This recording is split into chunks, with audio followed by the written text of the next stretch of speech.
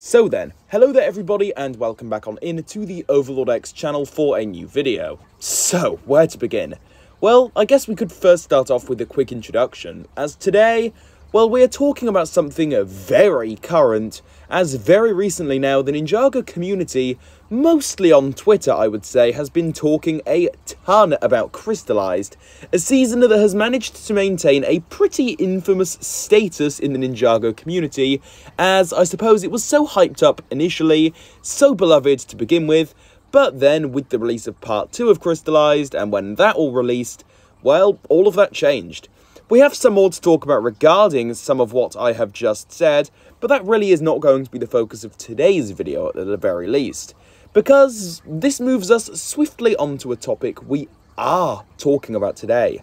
Ninjago fans have managed to dig up old tweets from Tommy Andreasen, one of the main people that worked on Ninjago since the very start. I'm sure absolutely all of you are familiar with the name by now, and also just some of what he had to say regarding Harumi years ago. That's really what we're talking about today, as, well, yeah, what he said about Harumi years ago really has changed a lot of people's perspective on the return of Harumi within Ninjago Crystalized, which on its own is a very controversial, talked down upon subject. So, Tommy says here, and I quote, "Harumi didn't really care for Lloyd and tried to kill him on several occasions.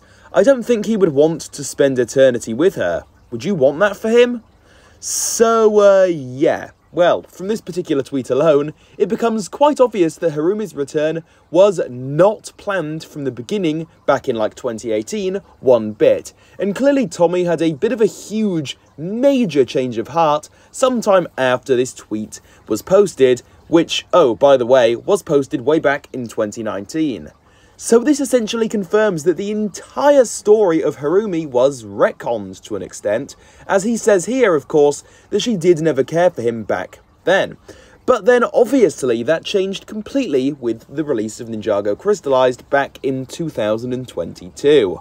So then, I think the biggest question here is, well, what happened? What caused him to change his mind?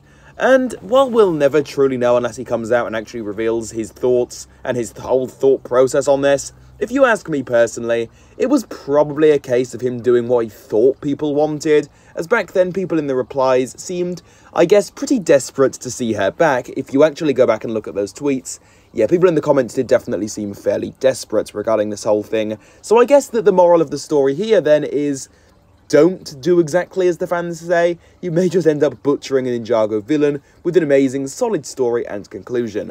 I don't know, I just thought this was really shocking, to be honest, and it was very interesting on top of all of that.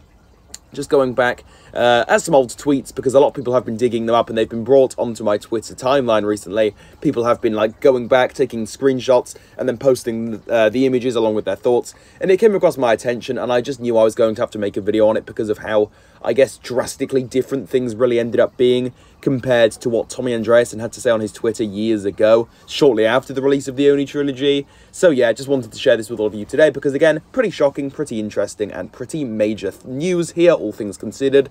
But with all of this being said, guys, that is going to do it from me here. So hopefully you did end up enjoying this one here. Please, though, now that I'm done talking, I do absolutely encourage all of you to go ahead and leave any of your own personal thoughts and opinions on all of this down below in that comment section, guys. I would love to hear your own thoughts regarding all of this.